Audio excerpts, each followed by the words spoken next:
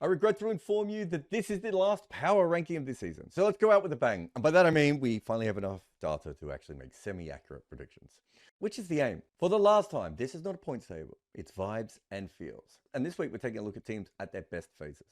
Ross Taylor couldn't see at night or when the clouds were in. Eventually he had to see an eye specialist who would fix his eyesight.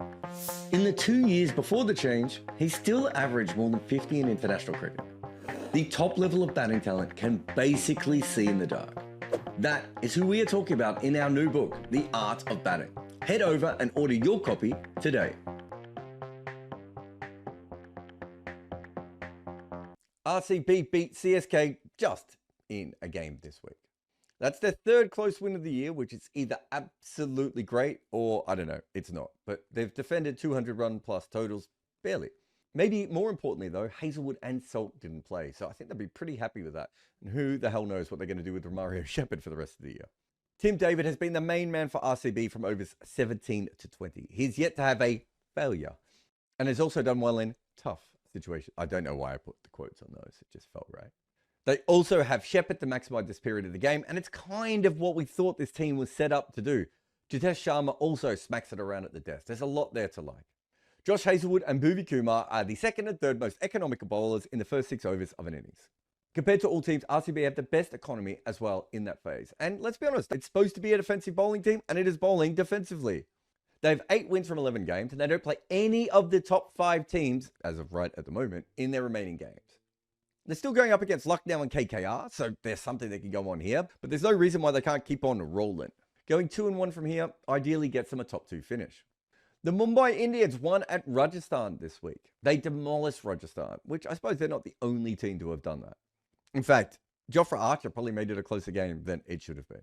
Sky has been the star for Mumbai in the middle overs, scoring 393 runs at an average of 79 and a strike rate of 184 when in that flabby middle. Rohit Sharma and Hardik Pandya, when they've batted in the middle, have also gone pretty quickly as well. Tilak Varma's made runs, but weirdly a little bit slow for him. But as a batting unit, they have the second best average and the third best strike rate from over 7 to 16. That's quite a big chunk of the game. And that's one of the reasons why a lot of us think this might be a very good team.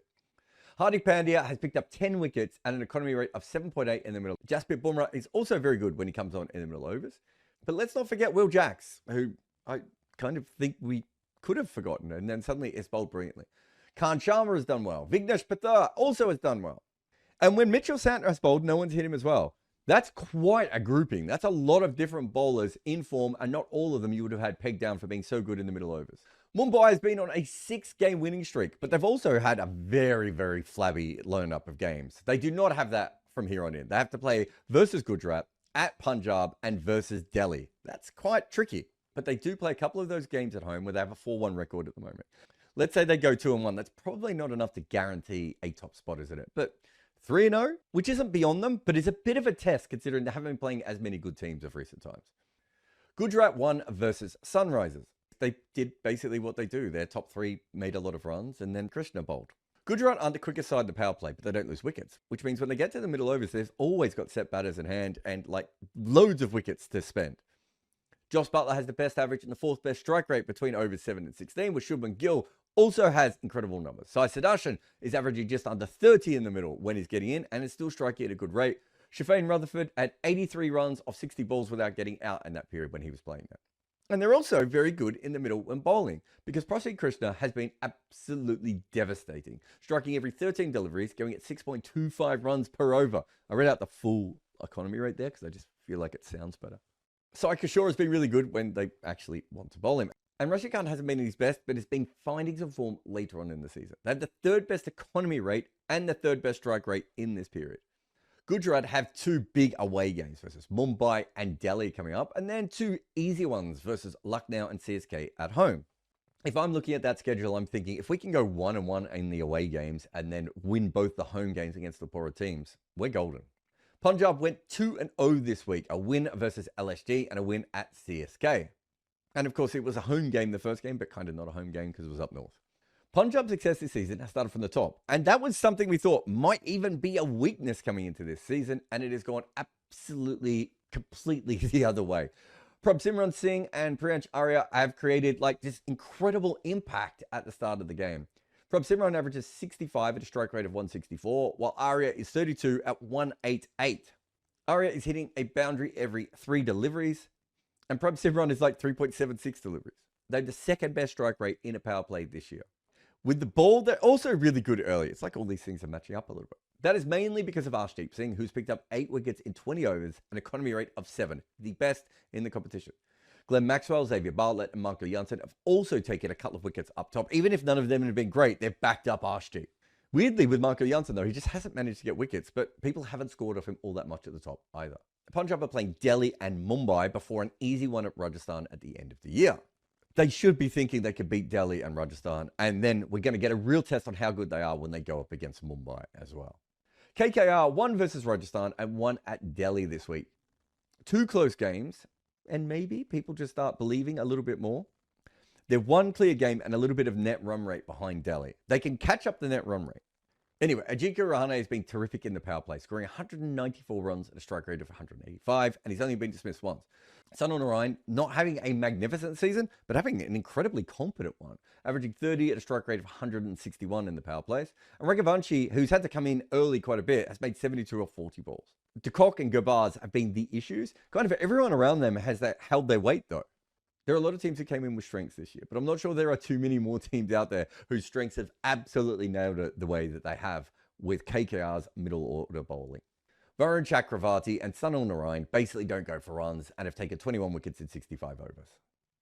Occasionally, Andre Russell has come on to take some wickets. Aurora has bowled well also in that period. They've got a lot going on there.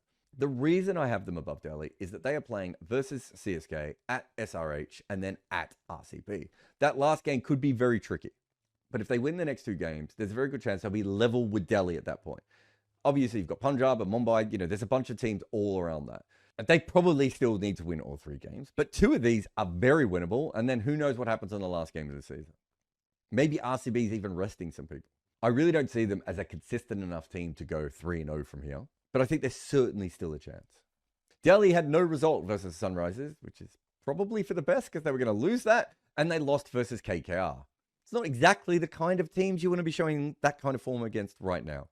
They were 29 for 5, though, so they did recover quite well in their most recent game. And against KKR, they did seem to be on their way to chasing 205 for a period there until it all kind of fell apart at the end a little bit. Another team that seems to have their best phases matching each other, their best batting has been in the middle. KRL has faced the most deliveries for Delhi, scoring 246 runs, an average of 49, a strike rate of 144. Akshar Patel has a strike rate of 157 as the lefty going up against the spinners. And Tristan Stubbs, when he's in, has been very good as well, although he does the big part of his most dramatic work at the end. Kuldeep Yadav with the ball has been absolutely magnificent in the middle overs. He has taken 11 wickets, an economy rate of 7, with a dismissal every 19.6. Vipraj Nigam has looked good at times, but he's starting to get very expensive in the middle overs. And Akshar Patel has 3 for 145 from his 17. But when their paces have bowled in the middle, they've done pretty well, especially when they've been in partnership with Kuldeep.